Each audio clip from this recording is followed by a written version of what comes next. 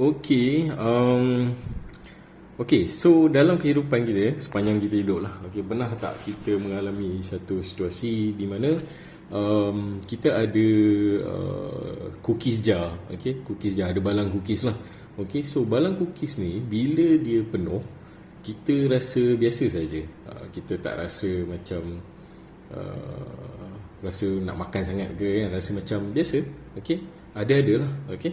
Tapi bila cookies tu ataupun balang tu dalam dia ada tinggal 2 butir cookies saja ataupun 2 keping cookies, kita rasa macam tempting semacam untuk habiskan cookies yang ada dalam jar tu. Why? Kenapa? Bila benda yang tengah banyak, okay, kita rasa biasa, tapi bila benda tu sikit lah, tu lah yang kita rasa kena habiskan. Okay, so ada Mak Salleh pernah persoalkan lah, okay, Englishman pernah persoalkan, why the last cookie in the jar makes your mouth water. Okay, so fenomena ni kita namakan dia sebagai scarcity error. Okay, di mana kita salah meletakkan value terhadap suatu barang tu hanya disebabkan ianya kekurangan supply ataupun kekurangan dari segi kuantiti. Okay, kita, untuk lebih faham, kita tengok contoh seterusnya. Ada sekumpulan budak-budak, okay, ada 5 ke 6 orang budak-budak lah, okay. Tiba-tiba kita datang, kita bagi satu bungkus guli, mungkin dalam tu ada 50 biji guli, okay. So dalam antara guli tu ada banyak warna lah. Dia ada warna merah, ada biru, ada kuning, oranye. Alright.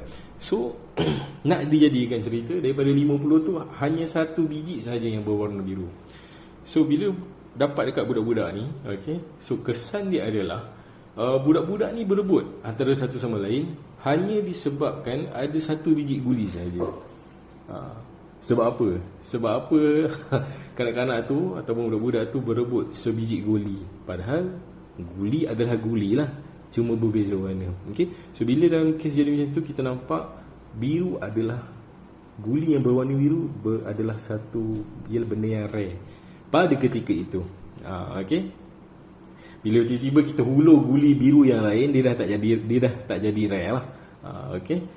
So The Romans pernah beritahu lah, rara sankara, maksudnya rare is valuable lah. Bila satu benda tu rare, dia sangat berwarna.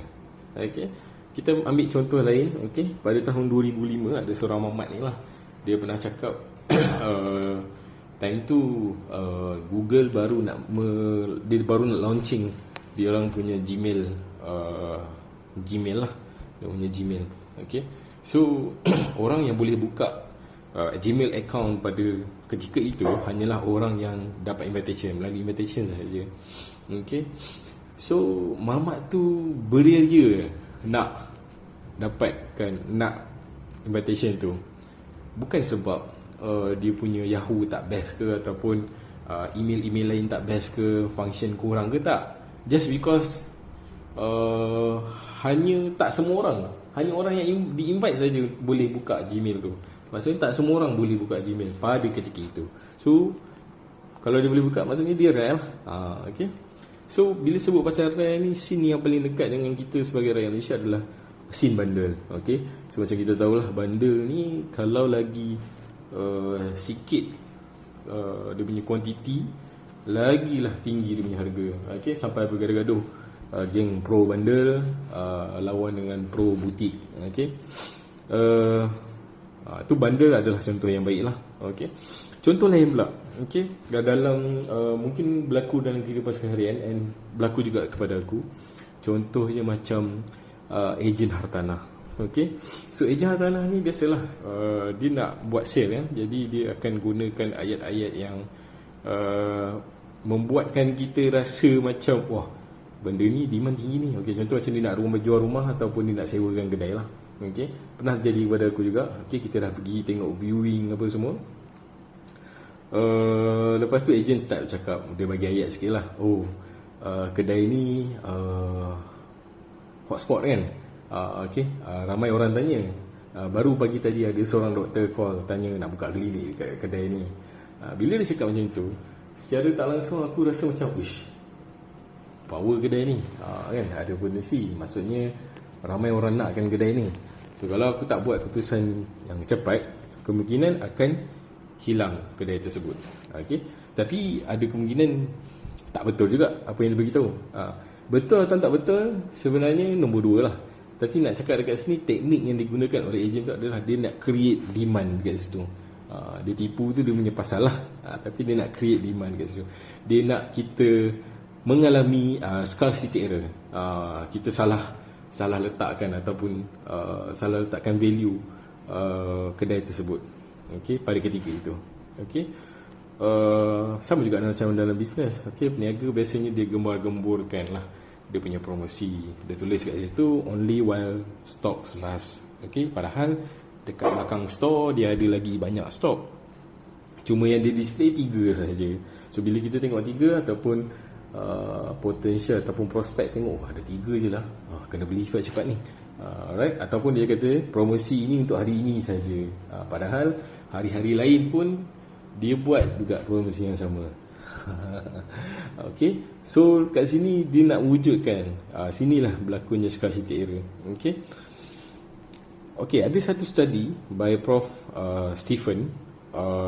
Dalam study ni dia ada dia split sampel kepada 2 grup.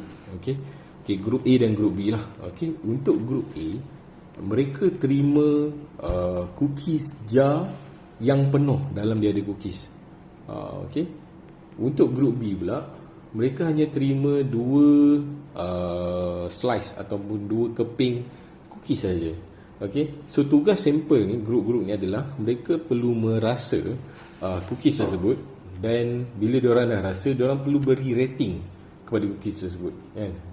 Rating tinggi ataupun rendah lah. Okay, so hasil kajian ataupun study ni dia menunjukkan bahawa grup B yang terima 2 keping cookies ni, mereka lah yang meletakkan rating yang tinggi untuk cookies ni. Sementara grup A yang dapat sebalang cookies penuh ni, diorang tak letak pun, dia tak rate pun tinggi. So kita boleh conclude kat sini, bila sesuatu benda tu sedikit dia punya quantity, kita lebih appreciate satu benda. Macam orang cakap lah, benda bila dah depan mata tak appreciate, bila benda dah hilang barulah kita nak meratapi. Macam tu, lebih kurang macam tu lah. Okay, ini mungkin ayat klise yang biasa kita dengar. Okay, tapi memang ada, rupanya memang ada fenomena ni. Okay, scarcity ni hanya terjadi apabila kita tak mampu berfikir dengan jelas. Okay, kita tak mampu berfikir dengan jelas. Lepas tu kita ada tendensi ataupun kita ada tendensi ataupun probability untuk letakkan value sesuatu benda tu hanya disebabkan dia punya kuantiti sedikit.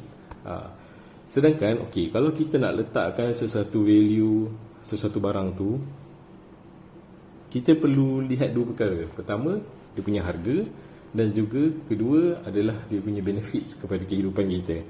Okay, bukannya kita letak harga yang tinggi hanya disebabkan kuantiti dia sedikit.